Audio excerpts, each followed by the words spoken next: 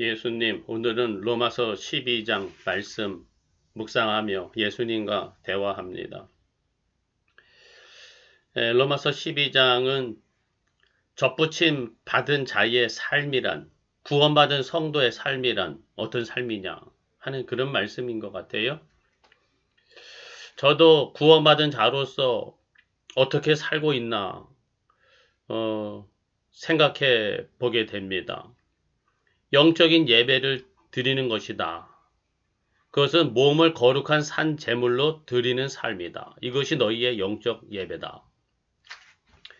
구원받은 삶은 영적 예배를 드리는 삶. 내 몸을 산 제물로 드리는 삶이다. 그러한 영적 예배자가 되게 하여 주세요. 나의 예수님. 근데 그 핵심은 하나님의 선하시고 기뻐하시고 온전하신 뜻이 무엇인지 분별하도록 하라. 하나님의 뜻을 분별하여서 몸으로 산 제사를 드리는, 제물로 드리는 이러한 삶을 살아내는 그것이 바로 영적 예배자의 삶이다. 영적 예배의 삶이다. 예수님이 죄를 사해 주시고 하나님 나라의 삶을 살도록 예수님이 알아서 인도해 주시는 것 아닙니까? 이런 생각을 할 때가 있어요. 그리고 사람들이 어떻게 사는가 보면은 구원받고 죄사함 받고 하나님 나라 백성 되었으니까 우리의 삶이 저절로 천국의 삶, 하나님 나라의 삶이 되려니 이렇게 생각하는 것 같아요. 예수님이 앞에서 끌고 뒤에서 밀고 인도해 주셔서 저절로 하나님 나라의 삶을 살게 되는가? 근데 인도함이 있기 때문에 하나님 나라의 삶을 살고 성도의 삶을 사는 것이죠. 그것은 100% 확신합니다. 확실하다고 생각합니다. 예수님의 인도하심이 없다면 그 누구도 성도의 삶을 살아낼 수 없겠죠. 그런데 예수님의 인도하심을 받을 때 분별하여야 한다. 분별하여야 한다. 하나님의 선하시고 기뻐하시고 온전하신 뜻이 무엇인지 분별하면서 예수님의 인도하심을 받아야 한다. 인도함이라는 것은 분별함과 같이 동시에 일어나고 있구나. 이런 생각이 듭니다. 정신줄을 놓고 아무렇게나 하고 있어도 하나님 나라의 삶이 저절로 사라지는 것이 아니라 정신줄 붙잡고 예수님이 지금 어디로 인도하시는지 하나님의 뜻이 무엇인지 분별해라. 분별. 분별하는 자가 인도함 받고 있는 자다. 인도함 받고 있는데 분별을 안 하고 있다. 은혜가 뭔지 모르고 자기 멋대로 살고 있는 것 뿐이죠. 하나님과의 관계 속에 사는 게 아니라. 인도함 받으면서 구원받는 자의 삶이란 예수님과의 관계, 하나님과의 밀접한 관계 안에서 사는 자인데 하나님과의 밀접한 관계 안에 있다는 것에 하나의 표징은 드러나는 사인은 뭐냐? 그것은 바로 분별하고 있느냐. 이런 것이 아닐까 이런 생각이 드네요. 예수님, 내가 예수님의 인도함을 받을 때 하나님의 뜻이 무엇인지 묵상하고 분별하며 하나님께 묻고 하나님의 뜻을 교훈받으며 살아가게 하여 주세요. 나의 예수님. 분별이라는 것은 이 두뇌의 작용이잖아요. 활동. 생각이죠, 생각. 그러니까 이 구원받은 성도의 삶이란 분별하는 삶인데 말하자면은 생각하는 성도가 되는 거죠. 아무 생각 없이 그냥 살면 안 된다. 생각하는 성도가 돼야 된다. 생각에 기술이 있어야 되고 생각에 지혜가 있어야 된다. 근데 오늘 이 생각을 어떻게 할 것이냐 할 때 마땅히 생각할 그 이상의 생각을 품지 말라. 믿음의 분량대로 지혜롭게 생각하라. 이렇게 두 가지를 말씀하셨네요. 마땅히 생각할 그 이상의 생각을 품지 말라. 마땅히 생각할 걸 생각하고 내가 생각하지 필요도 없는 것들을 그 이상의 것, 또 많은 것들을 너무 많이 생각하지 마라. 근데 막 생각하지 말아야 될 것을 너무 생각하고 결론을 내리려고 하는 것 교만이죠. 이런 지적 호기심으로 신앙생활 하는 거 아닙니다.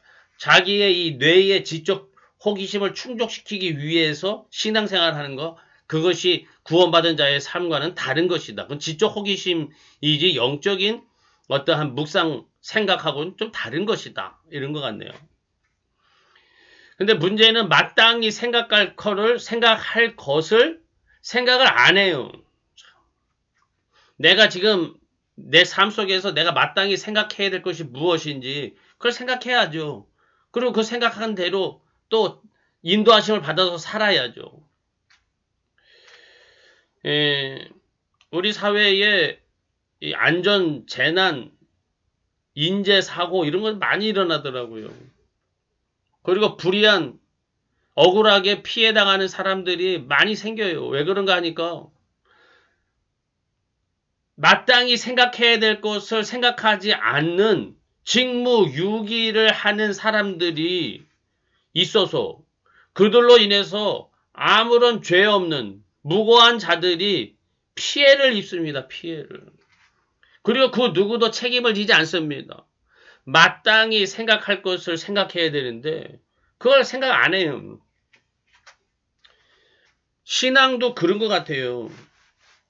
매일 말씀 읽고 기도하고 묵상하면서 내가 오늘 하나님 앞에서 마땅히 생각할 것을 생각하며 믿음으로 살려고 해야 되는데 마땅히 생각해야 될 말씀의 생각, 신앙의 생각, 하나님 앞에서 내가 오늘 묵상해야 될 것을 전혀 생각하지 않고 그냥 세상만 바라보고 살아요.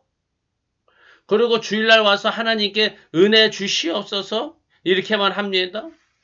마땅히 생각할 것을 생각하지 않는 이러한 사람들이 너무 많아요. 성도들도 많고 교회의 성도들이 마땅히 생각해야 될 것을 생각하지 않으니까 이 세상 사람들도 이 책임 있는 자리에 있는 자들도 아무런 마땅히 생각할 것을 생각하지 않아서 사회가 점점 어려워집니다. 마땅히 생각할 것을 생각하는 정직하고 공의롭고 성실한 교회와 성도들 또 나라와 백성들 되게 해주세요. 오늘 로마서 12장은 이 새 생활, 하나님 나라 백성으로서의 삶은 뭐냐? 한마디로 하면 사랑이다. 이렇게 말씀하시네요. 사랑에는 거짓이 없나니. 그럼 이 진실한 사랑이란 뭐냐? 이렇게 할 때 박해하는 자를 축복하라. 축복하고 저주하지 말라. 원수가 줄이거든 먹이고 마시게 하라. 선으로 악을 이기라. 사랑이라는 것은 선으로 악을 이기는 삶을 사는 것이다. 이렇게 하는 것이죠. 근데 그 중심에는 박해하는 자를, 원수 갚으려고 하지 말고 오히려 축복하라. 축복하면서 마음으로는 사랑의 마음이 아니라 어디 네가 그렇게 하고도 잘 되나 보자. 저 자식 망하나 안 망하나 두고 보자. 저 꼭 망해야 되는데 확 망해버려라. 말로는 축복하면서 마음으로는 저주하고 있으면 그거는 사랑이 아니다. 참 이거 어렵네요.